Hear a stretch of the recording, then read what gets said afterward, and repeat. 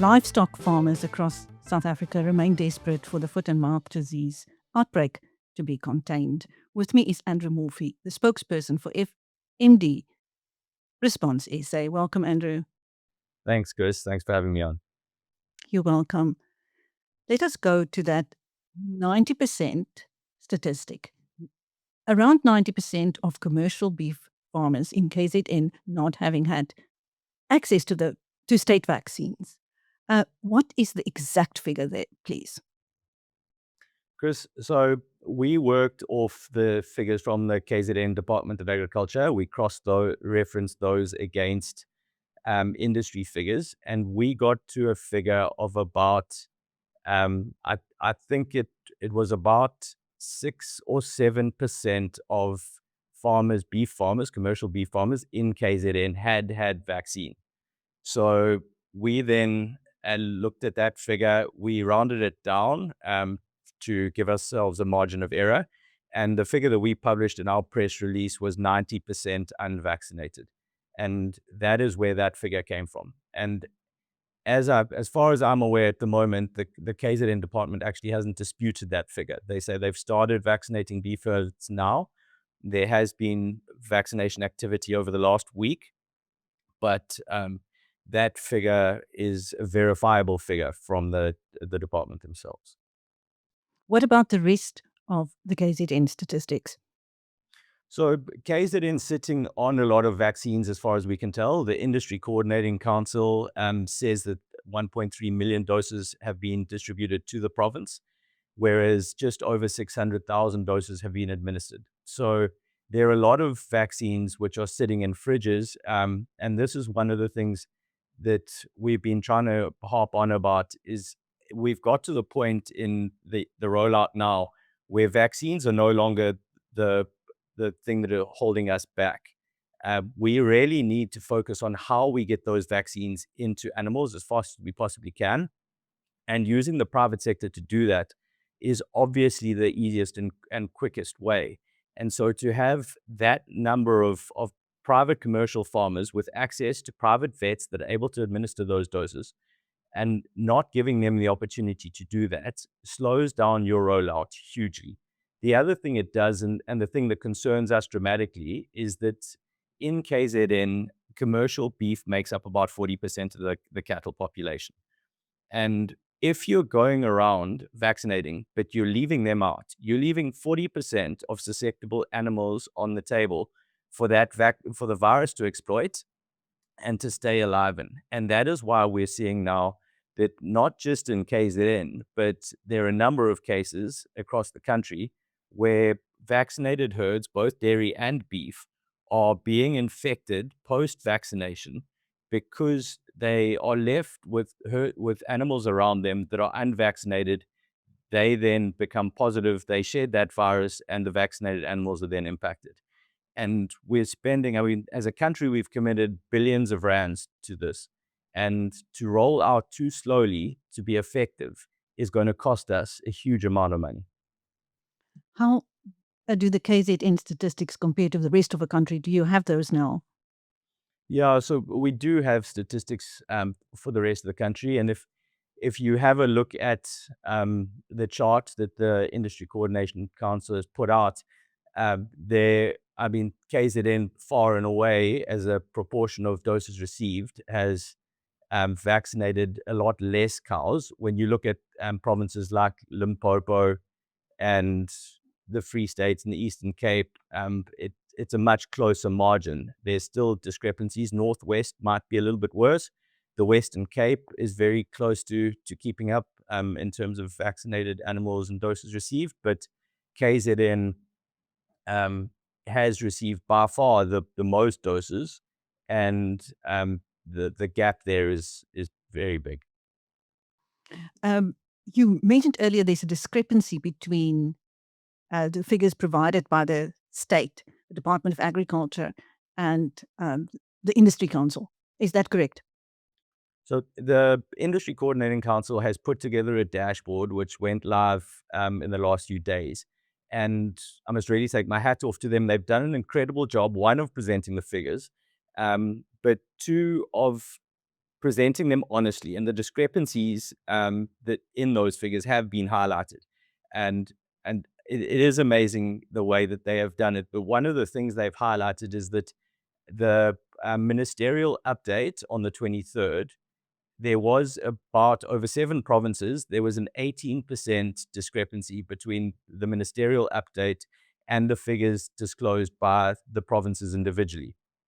That adds up to about 400,000 doses, which there is the difference between what the ministerial update gave us and what the individual provinces had said that they had vaccinated. So there might be a reason for that discrepancy, but we would like to try and see those gaps resolved and the numbers to line up a little bit better. Healthcare matters, but what matters most? Having cover for the people who keep this business going. Bonitas is there for you when it counts. Bonitas, medical aid for South Africa. Visit bonitas.co.za and find your plan. Meanwhile, another 3.5 million doses have arrived. Have you seen any movement in the distribution of those? We have seen not the ones that have just arrived. Obviously, now there are a lot of doses, and as I said, in KZN, they are sitting on the biggest stockpile of doses. But in terms of commercial beef in KZN, after our press release, there has been movement, but not a significant movement. So what we're hoping to see now is a real harnessing of private sector activity, enabled to get those doses out as fast as we possibly can. Because why doses sitting in fridges are a liability. If the fridge stops working, then they spoil, and all sorts of things that can happen that put those doses at risk. So what we need to do is take those doses off the airplane, distribute them directly as quickly as we possibly can, and get them into animals. Now, what we're seeing is the department loves to publish doses received.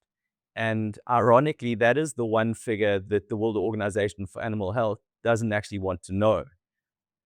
They want to know that you have administered those and that you've achieved herd immunity. And to do that, you need to distribute the doses as quickly as you can, vaccinate at speed and scale, in order to vaccinate 90% of the animals in a region, ideally the entire country, within a short window, 6 to 8 weeks, in order to gain the 80% herd immunity that is required to stop the transmission of the disease.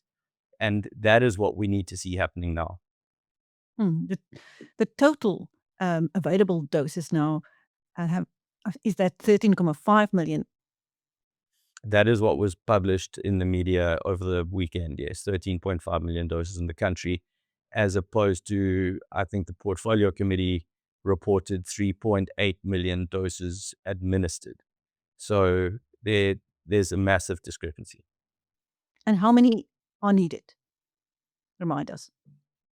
So to do the national herd twice, approximately 28 million doses, just depending on the number that you're using for the national herd. The one that is being used kind of broadly is 14 million animals. So we now almost have enough vaccine in the country to do the national herd once. The minister, in his last couple of press encounters, has started to say that the goal is not 1 dose by the end of the year, but 2, which we're incredibly happy about. That means that takes into account boosters, which we were very worried about. But that means that the first round needs to end quite soon in order to start the second round. We can't be vaccinating the first round of animals and before we get onto boosters. We need to conclude the first round, start the boosters, so that we can do that. We can vaccinate all the animals twice. Meanwhile, what is happening with private procurement now that the court has ordered that farmers are allowed to obtain the vaccines themselves? So unfortunately, the limiting factor there is a vaccine itself. So there's a lead time from order to manufacture, and so there's going to be an element of time waiting now for vaccine to arrive in the country that is available for private procurement. So we have called on the department and the minister to please make vaccine available. The department is obviously sitting on a very large stockpile of vaccine now. Make some of that available to the private sector so that people that want to vaccinate their animals can. Let us use the route that is being given to us by the court in order to get those vaccines into animals as fast as we possibly can. At this rate, can you estimate how long it might take for South Africa to reach herd immunity? Chris, it's very hard to say. The Industry Coordinating Council notes on their dashboard that the vaccine activity rate has slowed over the last period. And so we don't know. We haven't been privy to the figures of number of vaccinations per province, per day, week, month for the last period. So now that the dashboard is up, we'll be able to monitor that. But it doesn't make sense that activity should be slowing as huge amounts of vaccine arrive in the country. We need that activity to be really increasing at an astronomical rate, because we need to get those vaccines into animals and to conclude this first round as quickly as we possibly can now. Thank you. That was Andrew Morphew, the spokesperson for FMD Response SA, speaking to BizNews. I'm Chris Steyn. Thank you, Andrew. Thank you, Chris. Thanks for having me on.